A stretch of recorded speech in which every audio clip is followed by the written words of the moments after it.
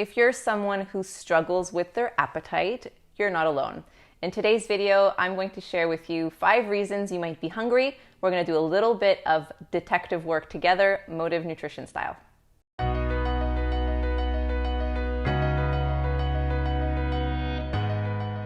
So first of all, I just want to say, hunger is not a bad thing. I can't tell you how many people wish that they didn't feel physically hungry. This way they would have less opportunities and food making decisions would be easier.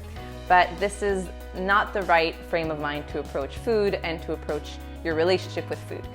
Hunger is a wonderful thing, and I just want to make sure that you recognize that it's just needs to be something that's viewed as an opportunity to take care of yourself and nourish yourself properly, all right? So what we're gonna do is we're gonna investigate a few reasons why you might be hungry as if you were having an appointment with a motive nutrition dietitian. So what we do is we listen and we pay attention to what you're saying, when you're hungry, what you're reporting, and that'll give us some clues. So follow along. We're gonna start with reason number 1. So reason number 1 you might always be hungry is that you're simply not eating enough. I know that sounds very obvious, but it happens a lot and it's more common than we think.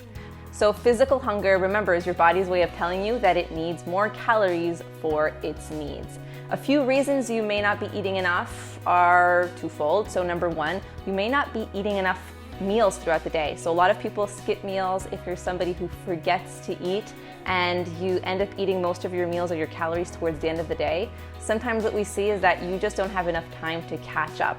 And so an easy fix for that is to really make sure you're not skipping your meals and to try to eat a bit more regularly.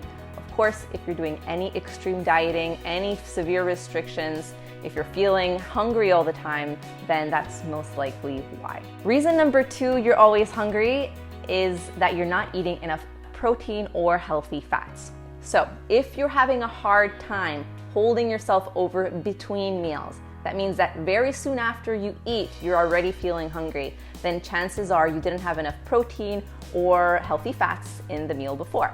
And that's because these 2 nutrients, proteins, healthy fats, they trigger hormones in the gut that are involved in what we call satiety. That's that feeling of fullness. It's what gives you that staying power between meals. So pay attention to when you're hungry, and that'll give you a good clue. Now, if that's something that resonates with you, what you want to do is make sure you have a good source of protein or healthy fats in every single meal and snack. Reason number 3 you might always be hungry is that you don't have enough volume in your meal.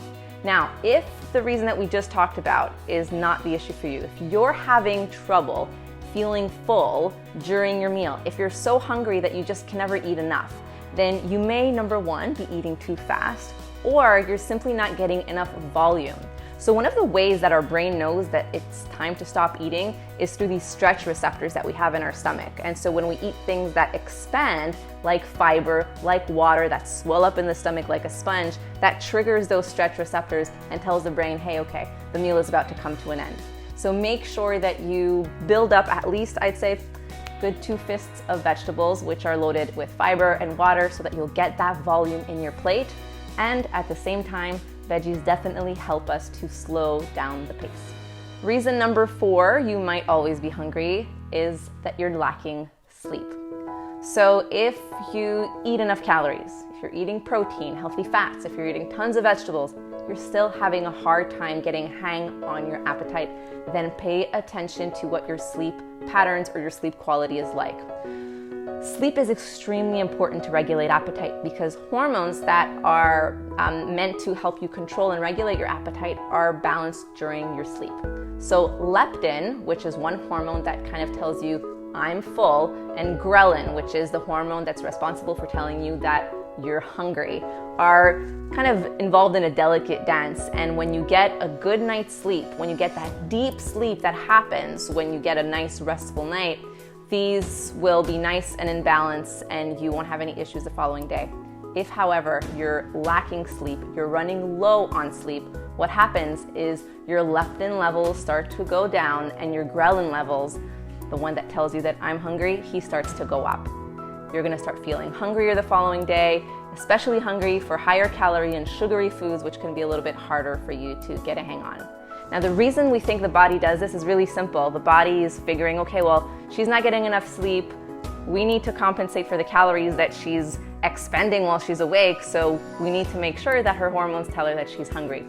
Problem is, if you're not getting enough sleep, you're probably not up and out and about, you're probably just tossing and turning in bed. So make sure that you try to address this with a good, proper sleep hygiene routine. Reason number 5, you're always hungry, is that you simply aren't.